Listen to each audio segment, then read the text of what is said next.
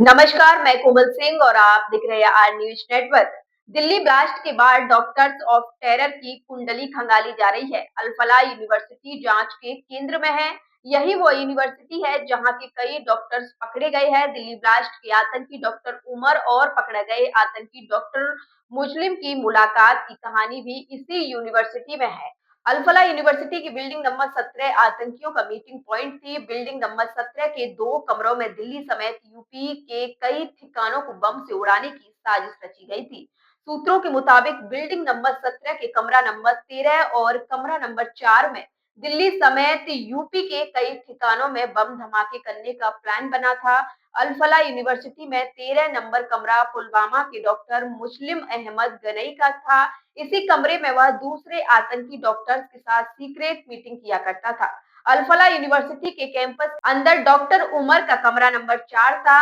यहाँ भी आतंकियों की मीटिंग होती थी। यूनिवर्सिटी के लैब से कुछ केमिकल किस तरह यूनिवर्सिटी से बाहर मुश्मिल के कमरे पर ले जाने हैं, सब इसी 13 नंबर कमरे में तय होता था। बहरहाल इस 13 नंबर कमरे को पुलिस ने सीज करके यहाँ से कई तरह की डिवाइस और पेन ड्राइव बरामद की है। यह बात भी सामने आई है कि इस कैंपस में 2 फैकल्टी और डॉक्टर्स उमर नबी और कानपुर से पकड़ी गई शाहीन शाहिद ने कॉलेज की लैब से केमिकल अरेंज करके फरीदाबाद के धौंस और टांगा गांव से में ट्रांसफर किए हैं।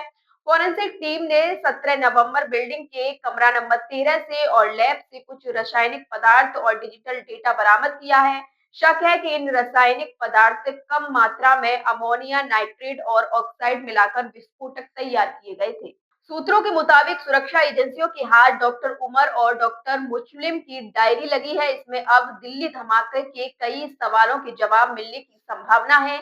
यह डायरी मंगलवार और बुधवार को अल-फलाह यूनिवर्सिटी के कैंपस के अंदर डॉक्टर उमर के रूम नंबर 4 और मुजमिल के रूम नंबर 13 में मिली है। इसके अलावा पुलिस को एक डायरी मुस्लिम के उस कमरे से भी मिली है जहां से पुलिस ने 29 किलो विस्फोटक सामग्री बरामद किया था। मुस्लिम का यह कमरा अल-फलाह यूनिवर्सिटी के महज 500 मीटर की दूरी पर है। आतंकियों के पास से मिली इस डायरी और नोटबुक में कोड वर्ड का इस्तेमाल किया गया है। इसमें रेफरेंस 8 से 12 नवंबर के तौर पर भी आ रहा है। डायरी में लिखे गए कोड से पता चलता है कि आरोपी 8 से 12 नवंबर के बीच कोई बड़ा हमला करने की तैयारी में थे।